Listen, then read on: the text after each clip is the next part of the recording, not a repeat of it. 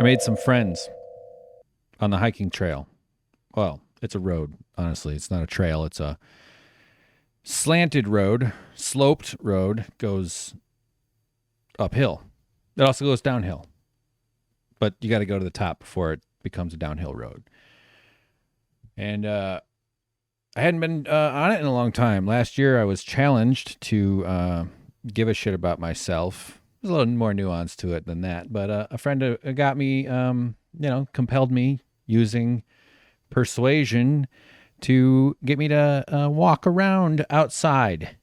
This is before I started doing woodworking, and I needed it. I was very rapidly developing a video editor body. Well, really more just working on the one I already had. I used to hike up this hill all the time, and I used to do it before too. It's been going on this hill for a while. It's just like the local area where people go to, and then, that's how you get nice buns. And since I want nice buns this year, I flirted with nice buns back when I was swimming. I was doing a lot of exercise. I was swimming like 4 nights a week for an hour and a half at a time, roughly.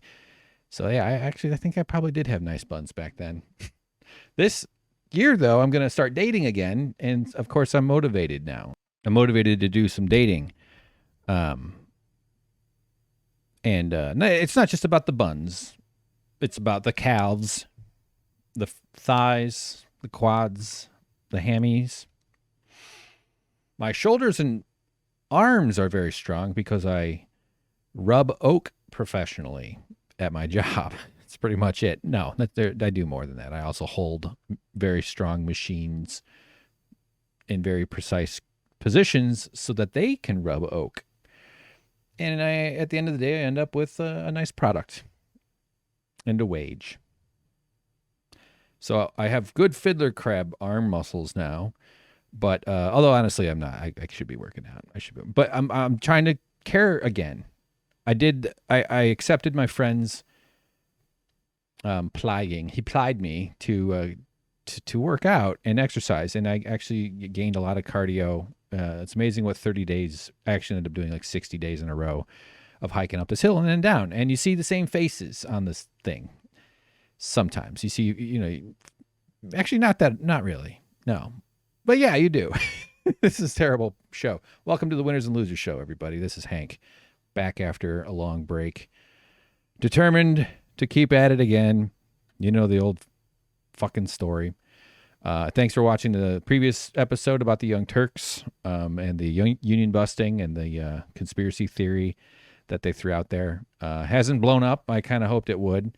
I wrote a Substack too for people that wanted to read about it. Let's get it going here. I'm intending to do more writing and to a return to my roots as a writer, as a person. My original creative sort of impulse was always about writing and doing stuff like that. So, yeah. So anyway, I didn't think this would blow up. I knew there was a chance it might. And I've actually seen someone refer to it on Twitter that unprompted by me. So that was kind of good. But I think that this year there's probably going to be more attention to this. I'm still working on the other video. Still working. I just kind of started. I kind of fell apart again last year. This is hard. This shit is hard, right? Is everybody just fucking tired of this stuff? Not tired like let's just act like it's gone, but just tired of the government and well, good God, the list of things we're tired over, but tired about is legion. Is that the right word of that? I don't know how to use that word. But fuck, it's just they do not care. I mean, well, let's get into that a little bit later. I got this friend story I'm trying to tell. So, yeah, okay, you see some same faces. People that stand out, I guess. They got to be there a bunch. So one of the repeats I've seen on this hill is a guy that carries around a huge, heavy duffel bag that's like filled with like sandbags or something, and he picks it. I need to do this. This is the buns guy. He's got nice buns. I didn't give it a boop boop kind of test, but you can tell. And based on his behavior, it's just a very safe assumption, because this thing must weigh 75 to 100 pounds. It's not just like a light 30-pound bag. And he walks up to it and he squats down and he grabs it and he stands up and he throws it, and then he walks up to it and he squats down and he does it all over, and he does that all the way up the hill. And I assume when he gets to the top, he like is carried off by an eagle. So anyway, great buns. I've seen that guy a bunch of times. I've also seen a group of folks that are doing some kind of CrossFit. I don't even know if this is CrossFit. This just could be some fucking weird mutation of CrossFit. Crossmacon, where they're exercising, and it's always a different. There's the leader guy. I've seen the leader guy, because he's always the one that's there, and he seems like the guy in charge. You know, the dude that's being like, "All right, come on, you can always just tell." Coach energy, you know. And but they seem like they're working out. Nice diverse group. Would be a great cast for a sci-fi show. But they carry weird stuff. They carry a tire, like a huge tire, like a fucking exercise tire or a tractor tire, something like that. So I've seen them with their tire. That was like once or twice. But I've also seen them with this. Oh yeah, that's right. They had a huge metal pole with a ball on the end. It looked thick. It was heavy, and they like swing it at the tire. I don't know if the tire did to deserve that. But luckily, it's rubber. And as we say, what bounces off me sticks to you. So the tire seems unfazed by the smashing a giant metal ball on the end of a thick metal rod into it. And they'll have like weird stuff. And they're doing some sort of exercise thing on this hill where the gravity is free. So I do see some of the same faces. And on an impulse, and this is not a New Year's guy. I'm meaning a New Year's resolutions guy, but hey, you know what? Why not? I let things go a little sloppy in the health department in terms of whether I was using ice cream to manage my feelings or not, which I was. Pizza, Chinese food, all my old friends, and just not eating and thinking, well, I don't know if it's possible these days. So I hit the new year. I was like, all right, fine, fuck it. I got a week. I finally got a week off after working since July. I finally got a week off between Christmas. It was optional. I could have worked, but I was just like, let's see if my elbows stop hurting if I take off like 10 days around Christmas and New Year's. And it was blissful. I did nothing.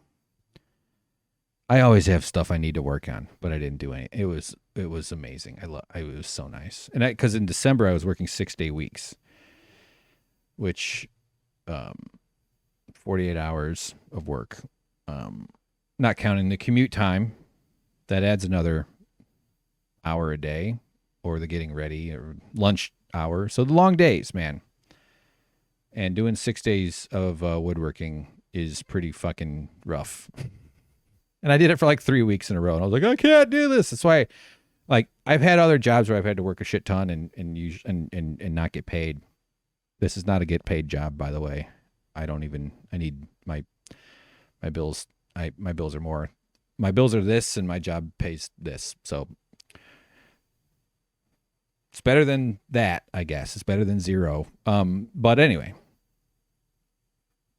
Anybody who works, and you've seen the strike stories in the news recently, Kroger employees, something like 17% of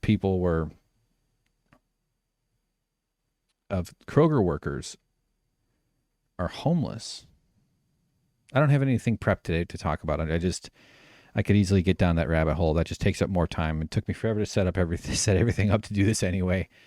And I'm just trying to turn on the mic and start talking. And thanks for listening. I hope this isn't boring. It's going to be a little jumpy around.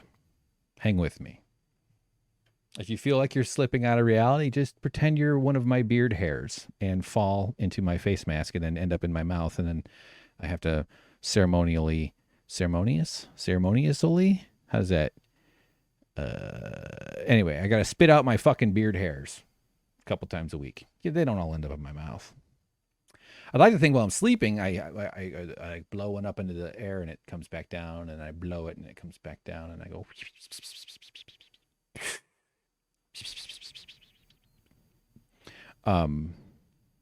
Which I think what would happen if Tim Burton directed my life, but he doesn't, fucking piece of shit. So anyway, no idea what the hell I was just talking about. I'm on this hill. Oh, the workers. Kellogg's, The strike ended finally. I think it lasted over 100. No, the strike didn't last 100 days. But what triggered the strike or something, one of the things among the many abuses was these people were working 12-hour days, 100 days in a row. I'm bitching and moaning about working 6 days in a row. And I should, because that's fucking horrible. But it was Christmas rush. Had to get it done. You know, be a good soldier. Put in the hours. I needed the money. For sure. But man, it beats up your body, dude. And factory work kicks your ass. Office work kicks your ass. All work kicks your ass. It beats you up. Taxes you in a way. Because anything other than running around or lounging about a fire and running around out in nature with your pals, your sweeties, your cousins, your family, your moms, your pops, your grandmas and grandpas, even your uncles. Someone's got to run around with the uncles. What if I just started an uncles' rights organization? That can't be an original idea. I'm sure some dumbasses already thought of that. Anything other than doing what like nature intended us to do, which is to fart around and occasionally get up and find food and go, you know, and also like become, I hate to use this word industrious, but people are, I think, natural curiosity creatures. We like to do stuff. People don't just like sitting around, honestly. We like to be relaxed, but that's not laziness. We've somehow been trained or conditioned to think of leisure as lazy. Is almost, and that's something you should feel guilty about because it's not productive. You know what productive, the concept of capital P, productive has done? Destroyed the glaciers. Made fucking volcanoes more likely. Yeah, there's some science around it. An article in 2000, I don't have any articles prepped, but I saw it on Twitter. Somebody put it out there, and it actually, if you recall, this is for all you future folk out there. This is mid-January. A volcano went off near Tonga. Sorry, I don't know how to pronounce it. Which is an island nation east of Australia, like by where Frodo lives, northeast of New Zealand. And it blew up underwater. You've seen the videos. It's amazing. This is an unbelievable thing, and you'd think like, oh God, volcanoes, that's at least outside the ecosystem of global warming, wouldn't it be? Even I saw somebody on a tweet. I was following it fairly closely because it was a tsunami warning. In fact, the hill I'm hiking on has a view of the ocean because I can see I can see the Pacific, and I can't really say I could make out the beach in terms of like resolution, but I see the ocean buildings, you know, the ones like there's this hotel, and I can see water. I can see it. So I went up. It was just kind of a coincidence because I'm trying to get my buns in gear, you know. I'm trying to do this stuff on the weekends. I'm not doing it during the day because I got to be at work at 7. And I thought maybe if I make it there, I can get there in time and get up high up enough to see the water. And if a big tidal wave comes storming through, I'll film it as it sweeps from the Santa Monica beaches all the way to downtown and knocks over the buildings. I assume that would happen. Obviously, I know that's like 20 miles or so. I don't know how many. I wonder how many miles that is, but it's not. Get out of here, chess game. Sorry, I got a text on my phone, a message, a notification. That's what those called. I don't get. No one ever. Very few people talk to me. So anyway, so I'm up there waiting for the tidal wave. It said it's scheduled for 7:45 a.m. I saw that on Twitter. Some state science thing. Good. It's really good to have these state agencies that do science. I like that. We need more of that. We need a lot more of that. It's a good service. Now, obviously, I know it's not going to be right at 7:45. This is a weird event. No one's really sure where it's going to, if anything is going to hit. And tidal waves did flood. They aren't called tidal waves. Tsunami waves did come ashore, the western coast of America. There's a lot of videos of Santa Cruz of being flooded. It just sort of basically is like a big slow storm surge. All the ocean just sort of rises up. Big waves come in, but not like the crashing through where Leonardo DiCaprio is running around looking for his white kids and shit like that. No, nothing like that. And it was all misty anyway. I don't think anything even really happened at those beaches. But it did occur to me that if I film it from my large high atop the perch, I could sell it to a local news station for probably like maybe upwards of 10 Bitcoins. They reach out to you when you post stuff. There was a building on fire and I filmed it. I put it on Twitter, and then some news station asked if I could use it, and then I saw it on the news, and I didn't get paid. And that's so far been the peak of my LA experience. That and starting the union at the Young Turks, helping to start the union. So I'm up on this hill. I know I have a couple of threads here that are all connecting. Sort of.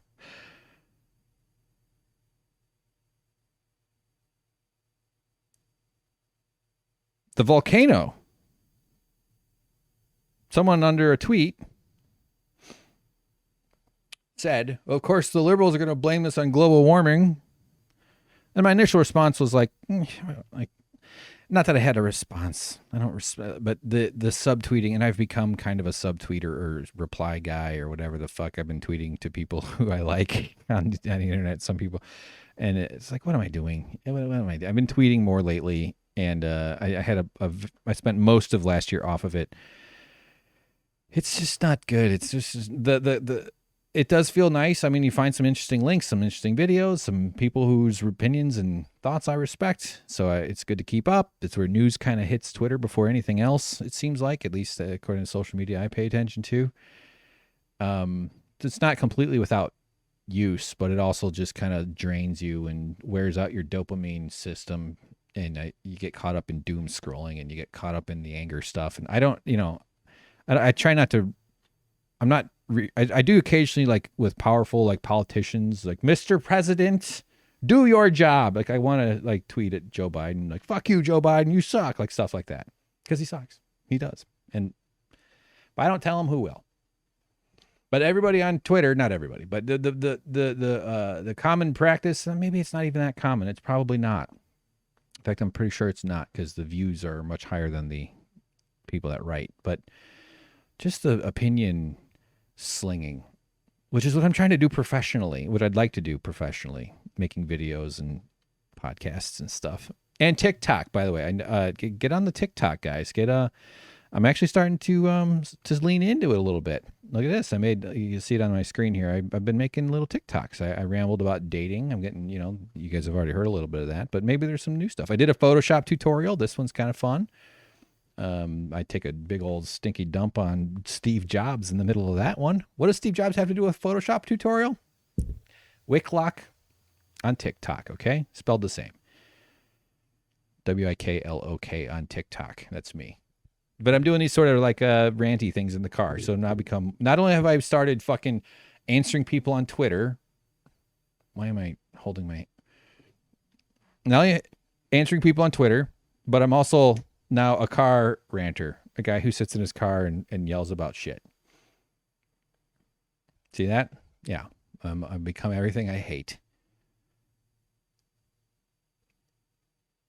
White and old. I don't. I do hate white. I hate the concept. Learn about whiteness. Google whiteness. There's this British guy. He'll explain it to you. It's fucking amazing. God, the Europeans just mugged this planet. Western values. Are you fucking shitting me? The people in this country have the temerity, the gall, the nerve to brag about Western values. You know how much wealth was just siphoned out of India from the British takeover? $45 trillion over like 100 years or something like that. 1890s money. Doubloons. Coins, you bite into them. The wealth, the pillage of every continent. Pittsburgh stole the Penguins. See? There's always room for humor. But the colonial, the invention of race and using it as the invention of whiteness as a justification for raping and pillaging the savages of the rest of the world, all from European sources.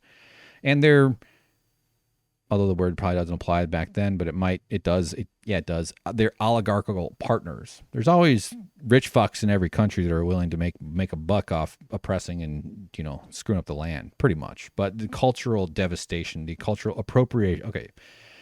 See, I told you it's going to be, all right. Western values. Just the lying and the cheating, the murder, the pillaging, just the harvesting bodies, shipping bodies across the world so the lazy motherfuckers don't have to work. Sugarcane. Oh, a spot of tea with your sugar cube. That's my British accent. Guess where that sugar cube came from? A victim.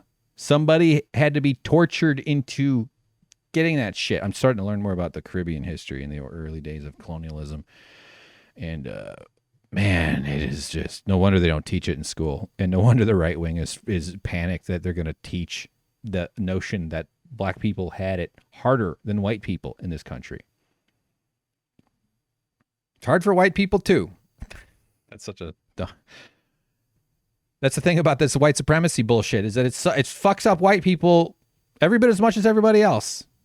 It just hierarchies it all, so that you get and so that you have a relative sense that your lot, even though it might suck, is, well, at least I'm not is not as bad as one of those people on that reservation.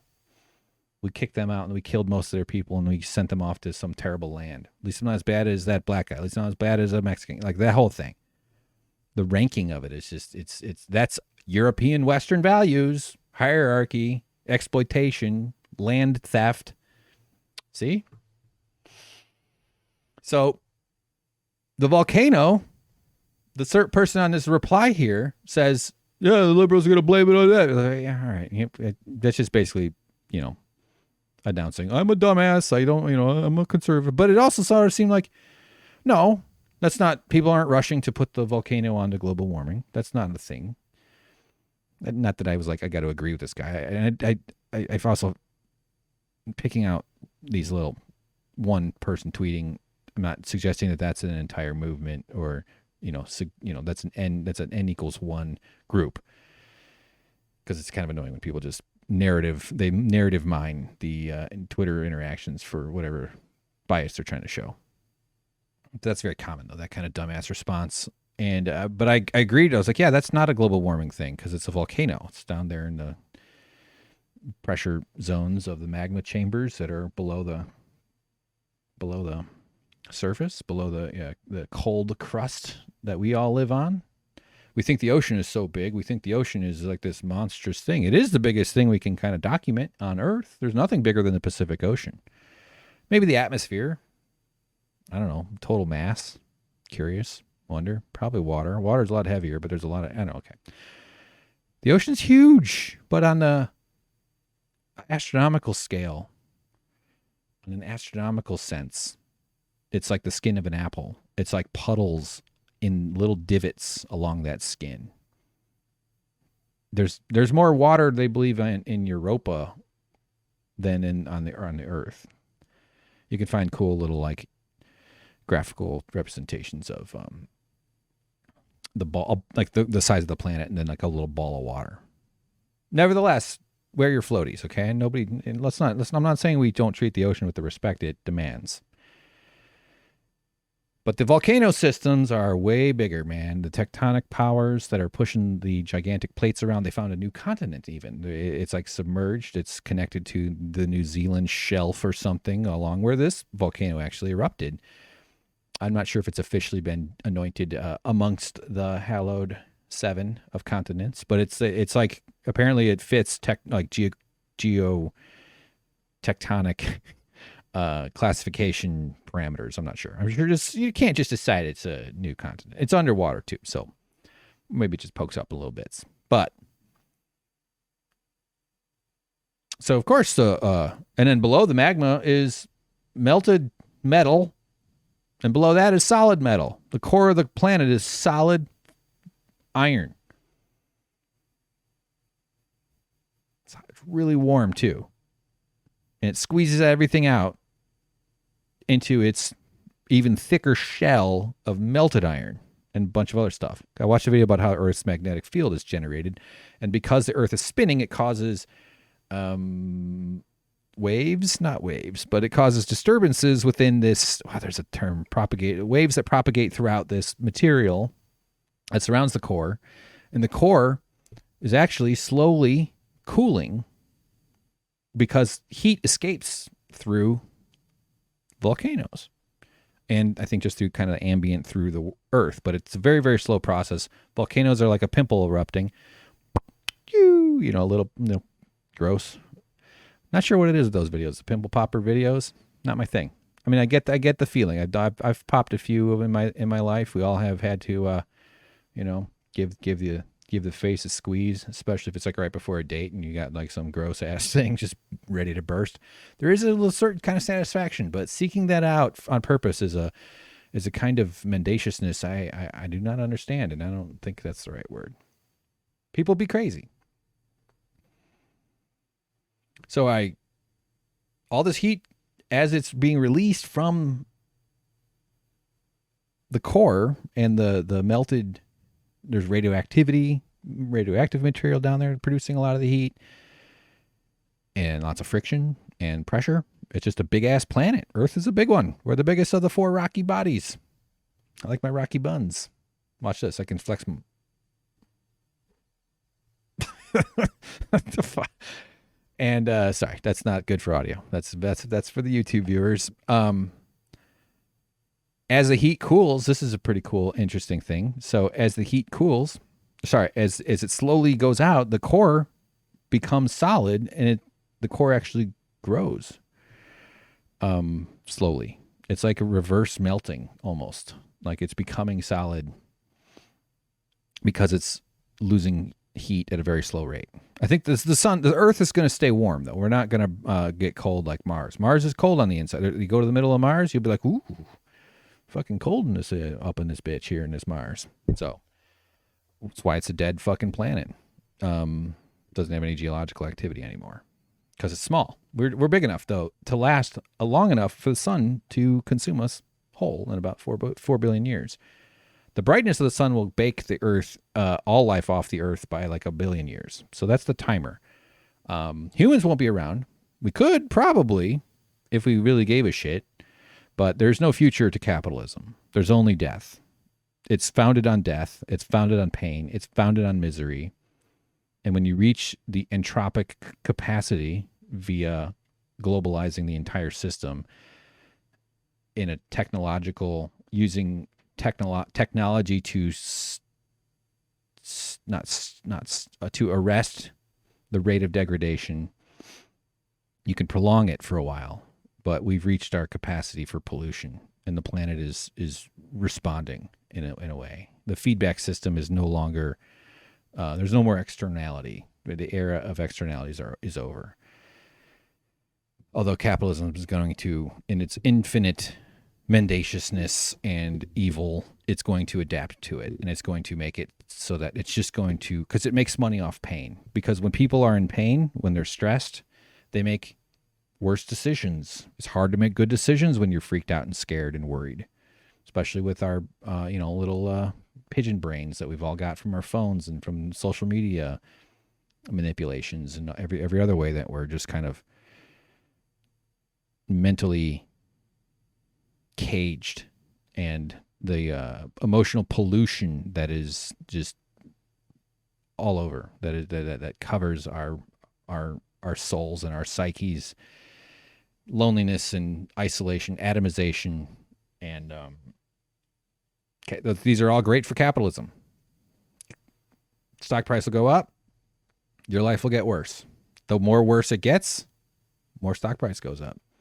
If you don't get a raise, you don't get a bonus, you're too scared to ask for it, the boss can fire you. Like, I'm not even being hyperbolic. Like, literally, it's directly related. Pain, suffering, stress, fear, things that diminish the quality of your life, loneliness, things that make it so that you have an immiserated existence, which to me is the greatest crime capitalism inflicts on people. We get one chance, one opportunity to dance around in a car with Chuck D dressed up like Robin, and we all miss it because we got to work all the fucking time. And then we got to also be exposed to all the pain and the misery that's produced by this system, because it will kick you out of it. If you do not consent, it's not even that simple. If you're not, see, the thing is, no one has agency. No one chooses to become a homeless person or right on the edge of homelessness, living in a car, which is homeless. That's why I don't like the notions of even, like, I'm rhetorically stumbling into some of the conditioning I would have that supports this system. And all that misery serves a purpose, because misery is profitable. Misery means people don't have others' misery, not just yours, but the misery of others. It deflates your life to have to experience the shame of ignoring someone suffering on the street. That's what that pain is when you see a homeless person. You should feel fucking pain. That's why we don't look them in the eyes, because that hurts too much. Because we know we live in a society where you can't, where someone else is suffering. And if you made the choice to bring them in, you're going to, that's it becomes the rational thing to do, is to ignore that person and to cope with the moment of pain that you have to deal with to get them out of your mind again. It is brutal.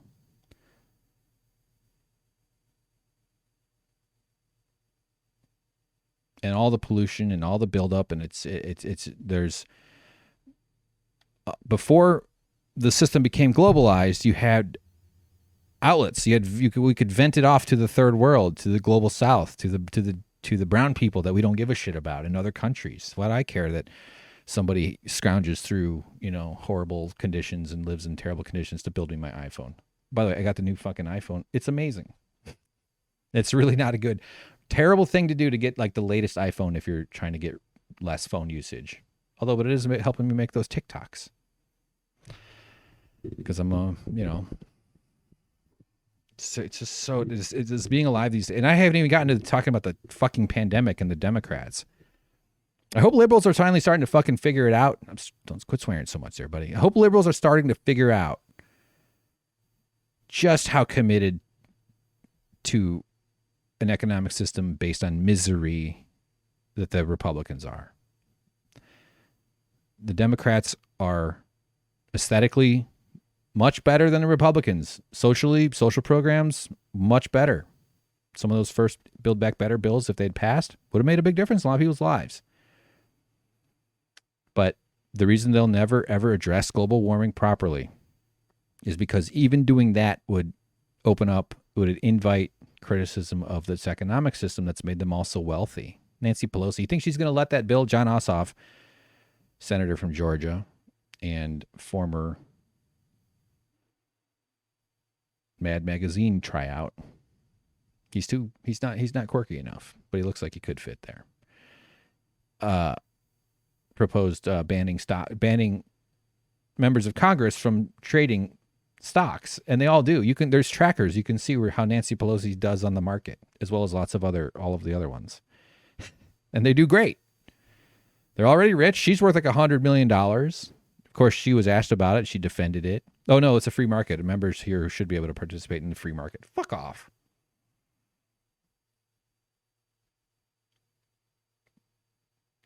So there's slightly more reasons. I mean, not slightly, and these can be some material differences in Democratic in people's lives, is having Democrats in charge instead of Republicans, especially the upcoming iteration of of fascism. I mean, these guys are really pushing. They're going full fascist. They're just going to change election results. They're going to hold. They're going to. It's terrible. I don't even have the words for it. But they're just as committed to global warming. That is to say, they're just as committed to capitalism, because these are linked. We've reached this planetary scope of global financialization of everything, of the neoliberal order of turning everything into a commodity exchange, no matter what. Can we do something? Well, does a rich person get slightly more rich? Then yes. Can we make things worse? Hell yes. Fuck yeah. Look how fast we made the world worse when the pandemic hit. We were trying to make it better, but things just got worse, and they started getting worse, and they kept getting worse, and it's only gotten worse.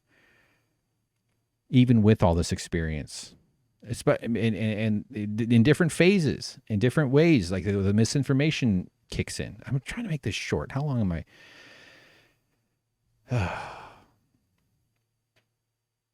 30 minutes already. Fuck. But for a long time, you could just pollute overseas or underwater or in the sky. There was still capacity for the waste. You know, like if there's a little spider web in the corner, well, it's in the corner. It's fine. A little more up there. Oh, look, the spider web's waving around and it's catching the dust. Cobwebs building. Eventually the cobwebs get everywhere. Does this make sense? Probably not. But we reached a point where the externalities of capitalism, what we don't price, we don't apply pricing. We don't include that in the profit equation, which is why profits exist. Because if you included the pollution, there wouldn't be profit. There'd probably be some. And we need a world, this is not a defense of profits, but a world where we manage pollution as aggressively as anything else while achieving universal dignity for everybody. I would love to know that every single person who had anything to do with my iPhone, this marvel of technology, amazing camera, incredible, hides my bald spots on my beard. Fucking beard. I would love to know that every person who had anything to do with that felt respected, had a good life, felt dignity, was proud of their work, showed up with and had community, came from communities where they knew there was predictable trust. But I know for a fact that's not how this world's built. The mining, the smelting, all the industrial operations, and then not to mention all the supply chain exploitation that exists throughout the planet. And then you get to the assembly stages after raw materials have been smelted into usable materials, and then they become parts and bits, and the factories where they put up netting to catch people jumping out off the building. But some rich person got rich, and I got sucked into another Verizon contract, and my monthly bill went up a little bit, I think, which is okay. I knew that was going in. I didn't have to buy it, though, right? I didn't have to buy it. I'm part of the problem. That's a fair criticism. But it's the system. It's the system, because we could have great stuff. And it's not, and also less of the great stuff. We need less shit. We need to degrow. We need like the world. Sorry, we don't get to have all the amazing crap. We probably can't do iPhones for 7 billion people. I don't know. But it occurs to me, like, I know what metals are in that. I don't really know what metals are in that. But you get an ingredients list of stuff you buy, right? You know, this is a wood piece. It's got glue, nails, wood, finish, a little bit of Hank's blood. You buy food. You know the ingredients in that. Dextrose, maltodextrose. The two good dextroses. Not like that cowardly beta dextrose. Why did I? What we need is like a soul list or something, a human list, something. I'm not saying I think this will happen. I'm not suggesting I think this is the solution, but we're so disconnected from what we tell ourselves is bullshit line that modernity is good for us. We're so disconnected from the supply chain pain and the mining and the materials harvesting and the brutal conditions for the people who pick food and farming, that all of that, which, you know, feeds through these massive systems, generating money for the owners. The owners are always getting the money. The guys with the whips and the guns. Old story. They're getting the money. Someone else is doing the work. Because every single thing you have, this pen, the oil that was sucked out of the ground because they needed to make plastic, was probably an exploited worker, aside from the polluting effects of chasing this substance, and not to mention the wars it causes. At least our old mindsets cause. So we need something that says like this was ethically. That word is probably overused these days, but here are the people whose lives touched this, who are now, because you are participating. It's the pandemic proves nothing else. It's that we're always participating in each other's viruses, but we're truly connected. It breaks my heart, man, and you can't have that much broken heart for the entire world. That's also something I'm trying to do this year, is not care as much, which is saying something, but I get so caught up in the agony, and my imagination is very it's a strong reactor, and it goes real hard on just reliving the pain and suffering of massive amounts of people. So I've got my own issues to deal with, and all that energy going just so some rich motherfucker gets to have a little bit more money, maintain their status, and we're still going at it. Just so relentless. Work. When does it ever end? When is there ever a break? We should get 2 months off every 6 months. And you should have 4-day work weeks and less. It is completely possible. It would require some scaling down. And frankly, if we got rid of the fucking internet and the fucking phones, we'd all be better off. People are like, man, there's so much that's been going on, and they just want us to become digital beings. The way Jeff Bezos wants his workers to be robots. They program the expectations like robots. Their bodies break down. They pee in diapers and bottles. I'm not sure if it's confirmed that they're wearing diapers, but I would be stunned if it hasn't happened. And now they're this cretin, Mark Zuckerberg, this fucking creeping. He couldn't talk to girls in college, and so he created this world's most efficient propaganda machine somehow, and we're not breaking this shit up. Put me in a racquetball court with that guy, okay? I'd beat his ass at racquetball. I was very good in college. I have great reflexes. See? I do. I have above average reflexes. I think I could have been a pro athlete. Yep. Like the guy who like rolls out the tarp when it gets wet. I could have been one of those pros.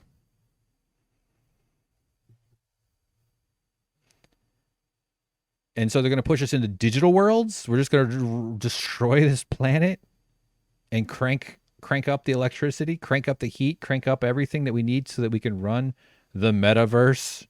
Have you used VR? Fucking sucks. It's pretty cool. I'm not going to lie to you. It's actually got a lot of interesting potentials, but there's no negotiating human sweat and pores and oils, and it's like no matter what you have to eat and crap. There's no just being docked into these things until Elon Musk is working on it. That fucking asshole. He doesn't do shit, man. His engineers do all the innovating. I don't know why people. Yeah, let me not go down that right now. But he's working on some sort of brain interface, and I think they'll come up with some of that. And maybe there are reasons to use things like these in the future. Not while there's a profit motive. I don't trust any of it. But virtual reality is like, there's a dismount that is real weird. Especially, listen, if you ever have a chance to do virtual reality, I'm pretty sure, as the tone of my voice is indicating, I think we all understand what I'm hinting at. What? Wah. Yep. I said it. You try it out. You'd be weird if you weren't curious what VR porn is like. And it is immersive. You can get, if it works on a 2D screen, it can work on this wraparound thingy. So you still got this chunk of plastic on your face. Got to know where your tissue is. in case you cry. And it'll get you'll, you know, Santa's coming home to Rudolph. You know what I mean? And then you're still wearing it though. Suddenly you're struck with godlike self-awareness. We assume God has high self-awareness. Why would I assume that? He'd be the least self-aware. Fuck. What is okay? And now you're back in reality, though, and you start to notice, you know, the chemicals that have just cascaded throughout your brain and body are quickly tapering off, and you have to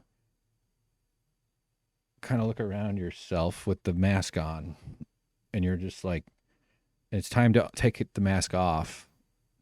And it's a little weird. This is true not just for when you're using it for reasons. It's also just for games or whatever else you might be doing with one.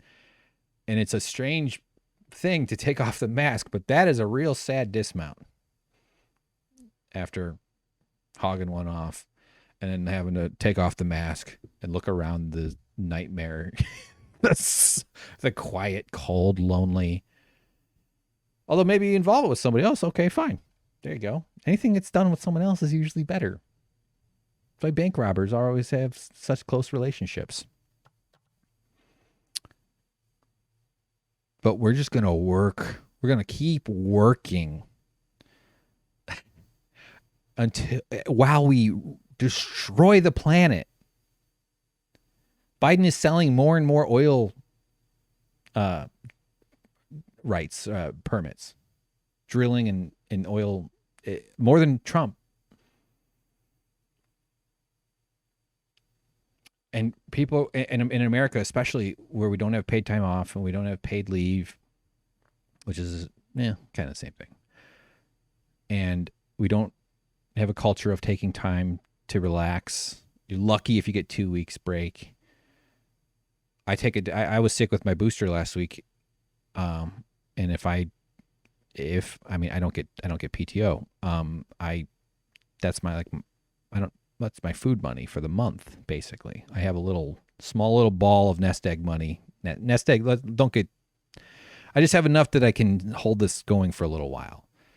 And I'm very lucky that my roommate's kind enough to accept less rent, if I have to. So that's a major stress reliever, but it's also super stressful because it's just taking on debt. So Patreon, no, I'm not nowhere close to that. Oh man. But we're going to work because it's not our choice. It's not our choice. We don't consent. No one would choose to have a society that's fucked up. There's a work cult. This place started as a, one of the worst, most horrifying slave labor cults. The people at the top. Mass victimization, genocidal terror and rape and everything that comes with slavery. It was just rooted in human degradation and misery. And we evolved into the heart of capitalism, the beating nerve center. Nerve centers don't beat. That's hearts. Okay, I'm mixing my metaphors. That's because capitalism adapts. And no wonder we're a fucking psychotic, violent work cult. We shame each other for relaxing. It's insane. And this thing is just going to cook. Things are going to get worse. That ice shelf, I was reading about that. There's this big ice shelf. This is a huge wall that is ice holding back a very large glacier. I'm going to do more about this in another video. And if that goes, the article is saying it'll probably take maybe as quick as 5 years. It's not like it just all happens at once, but 5 years is extremely fast in geologic terms, and that could lead to a 2-foot rise in water globally. This one thing itself. Now, I don't know for sure if that's exactly, again, pretty much everything I say, don't just believe it. Run it through your bullshit detectors but if it's something scientific, I'm generally somewhat confident that the sources that I read are being fair. I'm not trying to spread any misinformation if I'm misunderstanding something. Two, I'm always willing to change that. But man, we're screwing with things in ways that there are slow processes that are changing, and there are fucking fast ones, and like the changing of the Arctic of the Atlantic Ocean conveyor belt that brings warm water up to England and warms Greenland, Iceland, northern side of America and Canada, and warms all the waters around England and shit. And that is potentially threatened by too much fresh water being in the ocean. It changes the salinity, so it stops sinking at the top where it pulls cold water down and runs cold water along the floor, because cold water is denser, it sinks. Warm water is more buoyant, it floats. So the warm water ends up heating the nations that are, and that's a huge nations that are part of the northern Atlantic. That could go away, probably bringing in some kind of ice age, maybe. Also catastrophic, even in a global warming planet. The forces are so big. So this idiot on Twitter says, of course the liberals want to blame the volcano on global warming. And it turns out, someone posted a thing I saw, and it is an article in Scientific American from 2017, a big volcano gone off in Bali, that, yeah, they did some research on Iceland, and using ice cores, and during a period of cooling, like something like 5,000 years ago or something like that, they correlate the presence of glaciers with less volcanic activity. And while they say they're not totally sure what it is, the mechanism precisely, the writer wrote, like, it seems to be pretty simple, that the more mass and the more, especially glaciers, water and ice are sort of, compared to granite and rock, is a more of a fluid, right? It's water. It moves around, but it plugs holes. There's mass, not, it's just a giant amounts of ice being landlocked is good. And we're undoing that. And the weight of it and all that helps to keep the pressure of the magma down from where it might come out. So yeah, in fact, we are probably going to experience more volcanoes. There's more potential for that. It's so bad. So yes, everything is so interconnected in so many subtle ways. And I went running off to my hill. So I did it twice last weekend. Already twice this weekend. I'm doing stairs, stepping up on a thing, working on my buns. I miss baking. I used to do a lot of baking. I don't eat bread these days. I've been doing my low carb food and losing weight and feeling better. But someday I want to have bread. Not like it's not crazy against it. Talk me into eating a legume. Go ahead, do it. You'll probably convince me. And all this so that people who already have enough money for millions of years of rent. I hate rent. Land ownership itself should be abolished. People who have enough resources for millions of years of luxurious comfort so that they can have a little bit more. Jeff Bezos' yacht has a yacht, and his yacht's yacht has a helicopter. And that is a good enough reason for us to kill the species. And people defend capitalism because these people just want more money. I think you should be forced into retirement when you get $8 million, something like that. Probably could do a lot better with better social supports. Oh, you made $5 million? Good. Get the fuck out. You don't get to vote. And now you get to go live in luxury. Go fuck yourself. You want to vote? Give away all your money. And by the way, everybody should have to do like a month or two picking strawberries and picking fruit and vegetables. Everybody needs to take a turn feeding everybody. I just read The Dispossessed by Ursula K. Le Guin. I think it's a great book. Highly recommended. Easy to read too. In fact, I didn't just read it. I'm not done yet. But I've been reading lately as part of my my Hank getting his brain back into working order project. I'm near the end. It's a really good book. I'm going to read more of her stuff.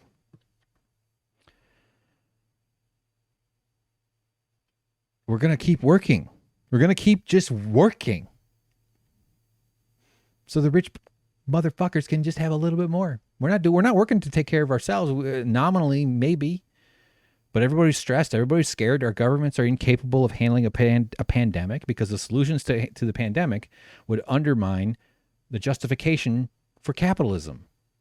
If they actually truly helped everybody, if they paid people good money to stay home and delivered masks and tests and packages and had free health care, packages of food, and made it easy, and we rewarded quote unquote essential workers with really, truly good money. Cashiers at grocery stores should make 130 grand. And we tax the fucking billionaires out of existence. We put the rich people on a leash with taxes. You shouldn't be allowed to have any more. I used to say $50 million is above $50 million. The tax rate should be 100%. You could very easily talk me below that. I only start that because everything is relative. We would be so much better off if we had a maximum asset grab limit of $1 billion. We don't have that. $50 million. You cannot persuade me that someone will not have a wonderful life if all they have available to them is $50 million. And the number should be lower. Everything is so twisted. And maybe that's also part of the reason why things are bad right now is because liberals are starting to figure out, everybody is really, that there is no fixing this. Not with the current ideologies represented in our government. Joe Biden, Kamala Harris. Not that they're the only problems. Just empty of actual solutions and terrified of upsetting their donors. It just stuns me. So we're going to keep working. When does that stop, though? When these things start to collapse, it's probably not going to be like the movies. There probably will be a day where it is like the movies. If you're watching, no, I don't want to spoil anything. So I'm not going to talk about it. Station 11 on HBO, highly recommended. I'll ramble about that another day, actually. But there'll be just continued degradation, especially with the Supreme Court, with this deeply, deeply, deeply unpopular right-wing white supremacist fascist, and that's not hyperbole, dude. These guys are stealing. They're just going to be stealing elections. They're willing to use violence. They have all kinds of, armed goons throughout the country, not just off the official dockets, but the police and the military and who knows what. I mean, it's going to be real weird. Let's hope the heart attack fairy comes by, visits Trump one of these days. No matter what, his death is going to be just bonkers, dude. It's got to happen on stage, I hope, just because that way there'll be a lot less debate about what goes on. If he dies behind closed doors, he's going to probably pass out. Melania's going to trip over him, thinking it's just some rolled up rug. Oh, Donald. But when Melania finds him dead, she ain't Russian. She's going to be like, oh, or if he's just dying and when she's sitting there watching him die, she's going to be like, oh, Donald, I cannot dial phone. How dial phone? She's going to make up some excuse for why she's not able to get the help into the room as fast as possible. I doubt they even ever in the same room together. Who knows? What a fucking crazy. I do like to imagine her watching him eat, just going, come on, take a bigger bite. Just looking at his mouth, looking down at his Long John Silver's platter, looking up at his mouth. Hoping this is the one that lodges in there. Take a bigger bite. Take a bigger bite. Yeah, that's good fish, isn't it? Take a bigger bite.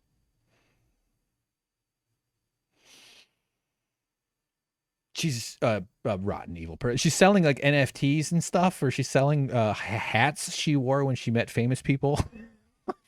And these are the people who are going to become America's monarchs.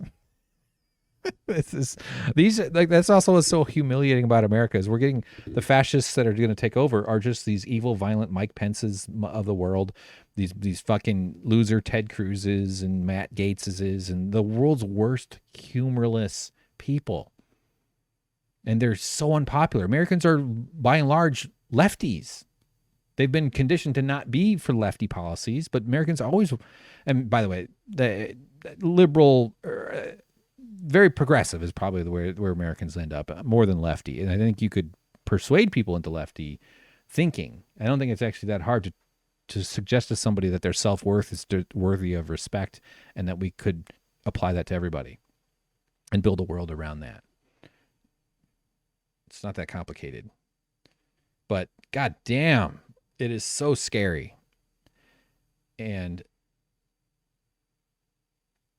I hope I'm wrong. It seems like everybody's just accepted that. We know the Democrats aren't going to do what they need to do to pass voting rights. You know, they have obstructionists in their party that can't be reasoned with. They can't be bullied. Literally can't bully Joe Manchin and Kirsten Sinema because they could just become Republicans. That's it. They just, oh, fuck you. You're going to, even if they did the really hard leverage, like investigate their families for the corruption, like especially Joe Manchin's daughter, or start pulling military contracts out of their states. You know, oh, we're going to make it harder for you to get elected. Oh, gee, then they're just going to go make millions of dollars. You're going to make, like, what a punishment. More luxury, less work, more money. That's their punishment if they don't get their office. Do you think these two fucking cretin, I don't even know what that word means. I do think it is the right. But do you think these two monsters give a fuck? They're in it for themselves. Well, here's one way that would fix it. Every politician, after their office, they have to spend twice that amount of time on minimum wage. I don't know if that's it. There's probably reasons it's not a great idea. It just incentivize them to try to stay in office no matter what. But it would also make them raise the minimum wage to $50 or $60 an hour. Oh, you're done with your term in office? Okay, now you have to go live like the poorest Americans. Let's do that. Let's make it so that the poorest Americans make $90 grand a year. Oh, Hank, oh my God, what kind of, oh no, like, yeah. Or maybe we don't all have to make 90 grand a year. Maybe we all have to just make a little bit and enough, and we have a good system where we all contribute. The creativity that is stifled and the love that is stifled and the innovation that is stifled by oppressing all these people and oppressing, and not just to mention, you don't have to be a brilliant Einstein. I hate that when I get annoyed when people say, oh God, think of all the Einsteins that are out in these poor villages and all the geniuses that we could discover that are just being, you know, killed in some massacre, or they're, you know, addicted on some drug because their childhood was horrible and they're working some crappy job or something like that. It's like, yeah, I agree. Actually, there are certainly Einstein quality caliber brains in the world that have had to never got to come anywhere near their potential. But I don't think you have to be Einstein to justify your right to dignity. You were forced to exist. You didn't consent to being born. That alone is enough for me to suggest that we owe them everything that we can do to make the world a good place, so that their turn, trapped in a meat body, is going to be wonderful. You're going to have grief. You're going to have fear over your own death. You're going to deal with deaths and accidents and heartbreak in the best life. There's plenty of pain in the best life to justify. You don't need to, we can reduce it. We can minimize, we can eliminate hunger. We can minimize work. I don't think there's no eliminating work. That's ridiculous. You can't. We still have to make stuff and ship stuff and grow stuff. But we can manage it. Anyway, all right. And you're just going to keep working. But when does that stop? It's got to stop. At some point, people are going to start just saying, I think that I wonder if that's what we're seeing, what we're calling the Great Resignation in 2020, 2021, last year, and now, is people just, I know there's more sociological factors, like people are kind of just retiring early, people are leaving to try to start their own thing. That's something I'm trying to do, and it's not going well at all. Taking low-wage jobs and, just telling their bosses to go screw themselves, and also the 900,000 dead. 800,000 or something. But it's way higher. We know they're undercounting that. When we're under, how many cases in America don't get ever caught or tested or reported?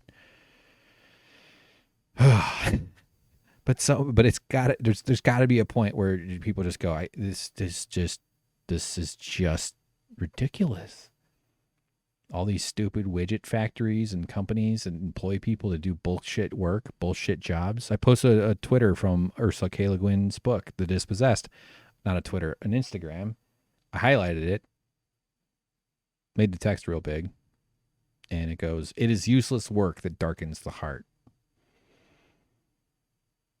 Because people, that's one of the concepts of Marxism and lefty discussions. I listen to a lot of lefty podcasts, and I'm wrapping my head around a lot of these concepts. And some of them are very intuitive, and some of them take a little bit more finagling to, figure out. It's like there's different levels of complexity with everything, it seems. But one of the concepts is alienation, which is actually quite simple, but it's very intuitive. This feeling that you're just disconnected from your own effort and your own work, besides a paltry wage that doesn't quite cover everything, and it's useless work, and it darkens the heart. And your individual pain, though, is not useless to the bosses, because that dark heart of yours makes it so that you're stressed. You might reach for unhealthy coping mechanisms. You might be harder to get along. You're not going to flourish. You're not going to thrive. You're just going to do what you got to do to get along. If you're like me, you see it as like a big scam and a big system. I tend to look at everything as like a system. I don't, it's hard to even blame individuals at all for anything, because everybody's just a product of the sum total of the photons that have entered their brains and the airwaves that have entered their eardrums, entered their eyes through their brains, entered their brains through their eyes. Excuse me. Sorry, scientifically appropriate.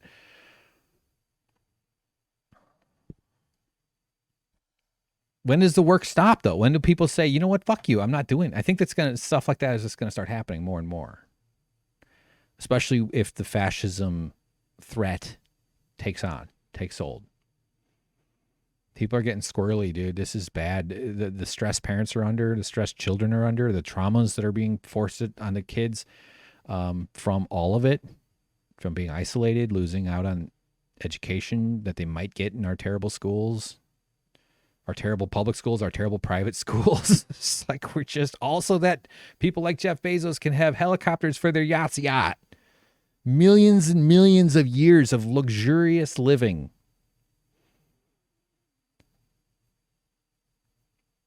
And there's more to this idea of when do we stop working, and I don't even mean a general strike. I just mean like there's in an apocalyptic kind of way. It's like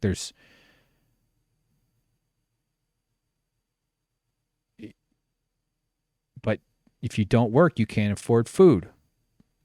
Food is it, man. Food, everything always comes back to that. Food and water, really, at its real core. So I'm looking for the tsunami on the hill. I'm walking up the hill. I don't think I'm going to see it. In fact, it was, as I said, it was mist over. Even if a small little waves had come, or like little tsunami waves had come ashore where I could see, I doubt I would have been able to see anything. It's just too far away. It just occurred to me that as I was going there. But I had made some friends on the of my pals. So I told you there's the workout people that I see over and over. I can't say I can think of others who I see, but there's these two guys. And I've seen them for probably 3 or 4 years now, at least, or something like that. They're older fellows. They seem like they're in their 50s, but they're out exercising a bunch, so they're probably in their 60s. One's taller, and the short guy is like 5'11". The taller guy is like a tall guy. He's like 6'4". And you could just, they're always together, and they seem, they're not laboring up and down the hill. Most people seem to handle it just fine, including myself. But anyway, I finally got back to the hill. Like I said, I did it a bunch last year, and I did it a few years ago. And I see these guys, and I see them coming down. And out of character for me, I can be kind of gregarious or whatever, but I have an extrovert mode that I can click into. I'm very much an introvert. I get drained by people. I get so tired. I'm so tired all the time by myself. The people that live in my head, the people I know. I get drained. I need this. I need some isolation. I've had way too much loneliness and isolation. It's driving me crazy. I'm sure that's a major factor as to why my beard is falling out. That and the money stresses and stuff. But I also have an extrovert gear. I don't, I did stand up for 6 years. So for God's sakes. And, it was so happy to see these guys. It was nice to see them. I hadn't seen them, and they had never really, I think I might have waved to them once before, like, maybe not, but I hadn't ever said or anything. But I pulled out my earbud. I got my little podcast, West Wing thing. Great podcast, by the way. Been listening to it a whole bunch. I listen to podcasts all day at my work. I have a lot of different shows I listen to, but I've really been getting into this. They go through old West Wing episodes. If you're kind of confused about neoliberalism and the neoliberal mindset that is dominating our world, and why the Democrats are such feckless wimps and weirdos, and they're clearly committed to destruction of the planet, just like the Republicans are. West Wing thing. It's a really great lens for examining our current state as to how this Aaron Sorkin bullshit, kind of maniacal, misogynistic, narcissistic show, infected all the brains of all these liberals who think that these people are actually on our side or doing good for humanity. They're not. They're just doing good for their donors.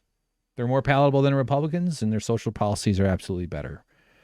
But they're nowhere near anything close to where we have to be. So yeah, that's the show I'm listening to a lot lately with Dave Anthony and Josh Olson. They're both, Dave Anthony's a comedian. They're both screenwriters. Great guests. So yeah, that's my endorsement.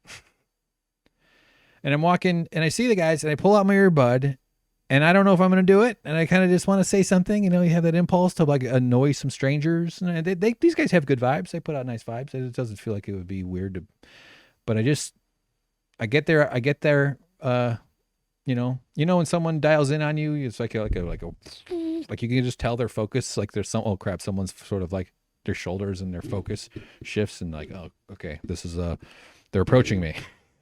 We have inbound. But this is how little social activity I've had at all, is I'm trying to parse what it means to talk to somebody. But I kind of like point and I go, hey, I've seen you guys out here for 2 years. I think it's been more than 2 years, but I've seen you guys out here for 2 years and it's always nice to see you. I was just being honest. I was just like, I got to tell these guys that they're nice guys. I don't know why. I just felt like it's so nice to see you. It just felt like seeing old friends a little bit. Passers-by in the night, but it's like, hey, I recognize that tugboat, and they kind of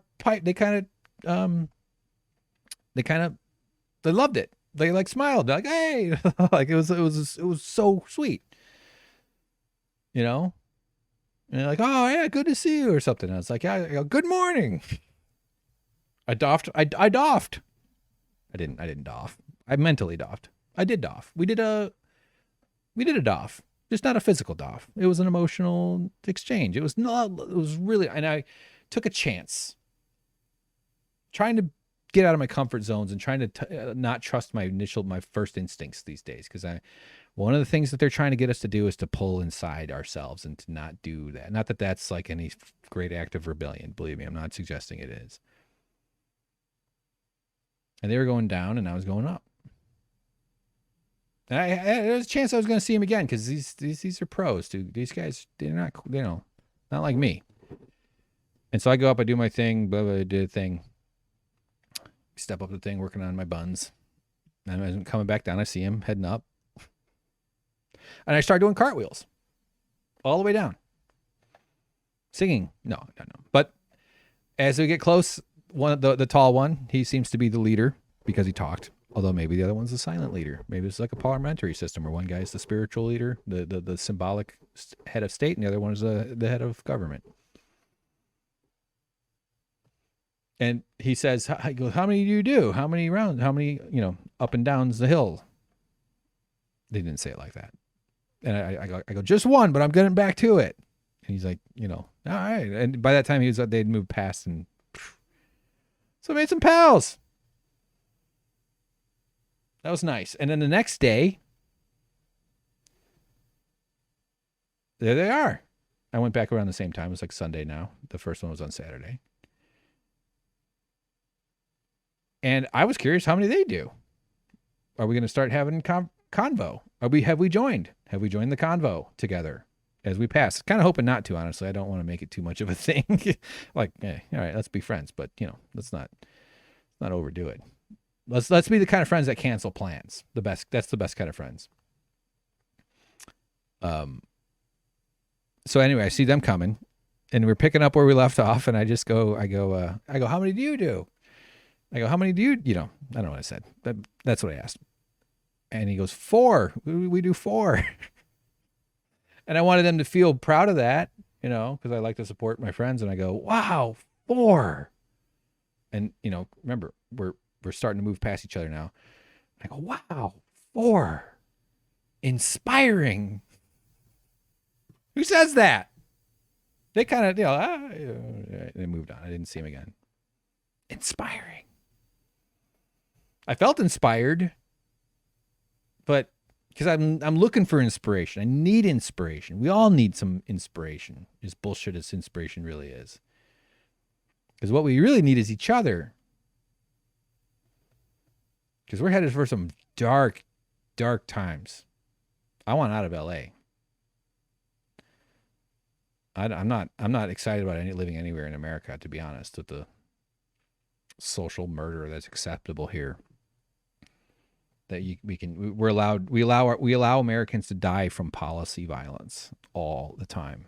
It's the linchpin, probably a problematic word, I don't know, of our society, is ignoring other people's pain and then telling yourself a bullshit lie that your pain is your fault. Those are the two things that underpin American society. Dismissing the pain of others and blaming it on them, and then blaming your own pain on yourself so that you never actually question anything. Even though the rich people, they have a full-time industry dedicated to alleviating not even their pain. Of course, wealthy people are miserable sacks of shit anyway. It's not working for them emotionally, but in terms of status and privilege and money, it is. But they have a full-time system, 2 industries, I guess they're the same industry really, dedicated to government intervention in their daily lives. They have very aggressive, I don't like describing the socialism as that way, but they have an extremely aggressive defense of their, which is why they don't share any power with anybody, of their interests, but also the government is involved in making their lives better every single minute of every single day. And that industry is called campaign finance and lobbying. They're writing the rules. They're in charge. And they spend millions and billions of dollars making sure that you blame yourself and that there's no that you believe this lie, that there's no systemic changes to be had. How dare you even suggest any without being labeled one of the terms that we've all been conditioned to be afraid of, socialist or communist or something like that. Or even just a decent person, anti-racist. It's just a start. But while you're blaming yourself and while you're convinced there's no systemic causes, if there even is a system to identify at all, who could possibly know? Oh, by the way, capitalism is natural, which is why since its very beginning it murders, imprisons, and propagandizes against anybody who even questions it. It's terrified because it's a fucking scam built on violence and misery. And yet they get as raw, systematic change as they want, as much as they want, and it's present in their lives every single day. And then they also tell themselves this bullshit narrative like a fucking Elon Musk that they're some individual great person. It's insane. Everything is so twisted. All right, that's the podcast. Hour 20 minutes. That's plenty. I'm hoping to keep it at 45. Usually I say 45. I do 3 hours. At least this is progress. I had a lot to say. I hope that wasn't too rambly. I know it was very rambly. Trying to get back on the horse here. Trying to maintain my energy levels. I often listen to shows while I'm working. I start listening to podcasts about 6 a.m. and I usually don't stop till about 7 or 8 p.m. at night. That's one reason I want to date too, is so I can stop listening to podcasts. No, but like I want to I need to get some humans eye contact and touch and behavior and human feelings and human energies in my world, not that aren't just filtered through the ways I consume media and stuff.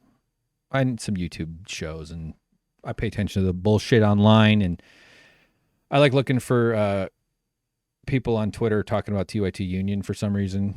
Well, not for some reason, for an obvious reason. But I always find it interesting to see how that story is kind of matriculating through the plinko of the internet. People are mad. People who have seen the information. It's just the story hasn't gotten out very much. Not just my story that I did. That one, that's a blip so far.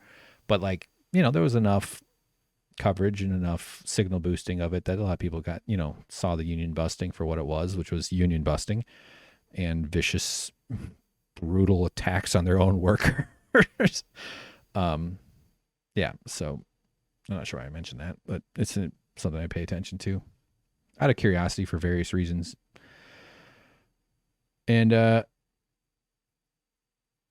yeah, that's shit. I just lost my train of thought, but we're doing all right. Work is, energy wise. Yeah, I go to work and and as I'm listening to shows and podcasts, of course I'm like, I got comedian brain. So I'm like, I'm fucking, I could say something funny to that. I got something funny I could say to that. I got all kinds of, or I think, my thoughts, my brain just bugs just splattering against the windshield on the inside though. That's how it feels in my head. And the bugs got to get out. I got to get these bugs off the inside of my skull. They build up. And I often think, I'll just go home and do a show. This is radio. Don't do podcasting. Do radio. Treat it like radio. Just hit record, start going. And I really think that's probably better. Prepping and doing stuff has a place, and it maybe in the future I'll try more. And I'm almost guaranteed I'm going to do more stuff. But then work though, man. I'm in the place for 9 hours. 8 hours of woodworking. I do about a half hour on my lunch. We have I do a half hour on my own thing. So it's 8.5 hours of woodworking 4 days a week. But by the time I get home, and the time that last hour, I'm just burned up. I'm just tired, and I get home, and I don't like hit the bed and immediately fall asleep, but I have enough energy to cook. Been cooking a ton. I got 16 pounds of bacon for $27. So that was nice. And hams have been cheap. I almost bought another 12-pounder yesterday, a spiral ham, but it was 99 cents a pound, which means it's getting ready to really go bad. It's cured meats, and those last longer, but yeah. So it's not all bad. I only buy meat that's about to expire. That's all I can afford. I can't afford any of this like fresh stuff. But I just have enough energy to play some Rocket League and maybe work on a thing. I'm trying to write. I want to submit some stuff, and I would love to be part of more like labor work and labor stories. That's very much where my head is at about all this stuff. It's a hell of a lot of stuff going on in the world that does labor reporting. And yeah, so I'm trying and going to keep trying, because just one thing in a manual labor job that doesn't pay you enough to live off of teaches you is to keep trying. Get your shit together. And that feeling that I'm not living the life I'm supposed to be living. I don't even know what that life is, but that feeling is always there. And one of the I talk about depression all the time. Just keep it quick. One of the tenets of depression is that it persuades you that you're powerless. You believe you're powerless, and it's very persuasive. You believe it, so you think you're powerless. So you don't try to change anything. So you lose hope, which makes it even harder.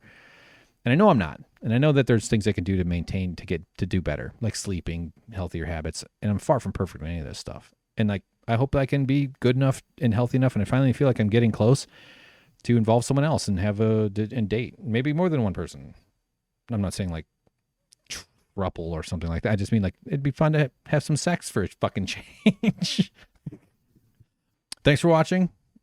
Thanks for listening. I hope this is okay. Probably going to not do another one for 4 or 5 months, as is my thing, but also maybe not. Maybe I'm going to keep pushing it. And also, I bought a much better camera too with a little Christmas money, and it was on sale. So I got a nice camera because there's, I want to start having guests and having more doing this more regularly. So, all right, I guess it's hard to say goodbye. Bye. I just say bye. Be inspiring. Bye.